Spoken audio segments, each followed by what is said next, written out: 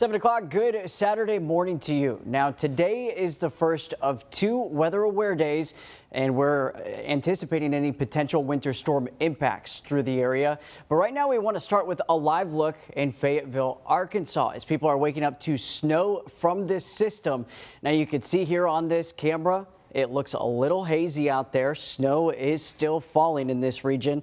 They are below freezing with light snow through the region. Now, meteorologist Alex Cordero is letting us know where the system is right now. And then, Alex, tonight we'll start to reach those below freezing temperatures. Yeah, absolutely. We will see those below freezing temperatures with precipitation beginning later this evening. Right now, though, it's fairly quiet. It's chilly, but it's quiet. Here's another live look out there out west over Arkansas. This is the kind of weather I would love to see. Sadly, that's not happening. Regardless, the travel out there, as you can see, very, very light. There's not much people out and about. Here's where the futurecast shows our precipitation beginning likely tomorrow morning.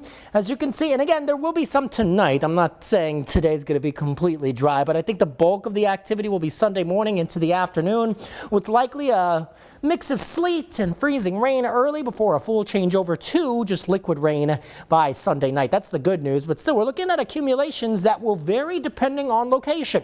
The further away you are from the ocean, the colder it's going to be, which will likely lead to higher accumulations, which is why ice storm warnings, those dreaded 3 words, are in effect for some of our northwestern counties. The further south and east you go, they transition to what we are calling winter weather advisories, where minor impacts are expected. A light glaze to 1/10 of an inch of ice is possible along the Grand Strand, with around of 1/10 an inch to 1/4 of an inch for parts of the PD. So again, the degree of severity gets worse the further north and west you go. You don't want to be in the red. Thankfully, the red is not in our local area, but sadly, if you know people in the Charlotte, Raleigh areas, Greenville, Asheville, Boone, it's going to be much worse with major impacts expected.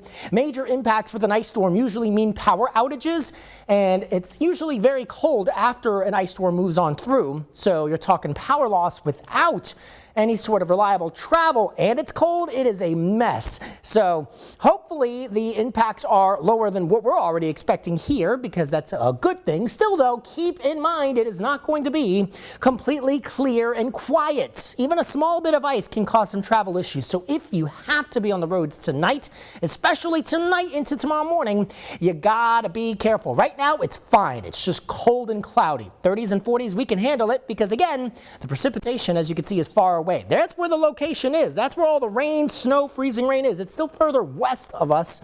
Very heavy snow across parts of the Mississippi Valley. We've got time before that ultimately arrives. And on the full forecast, we'll time it all out. We'll also have a more specific look at impacts area by area.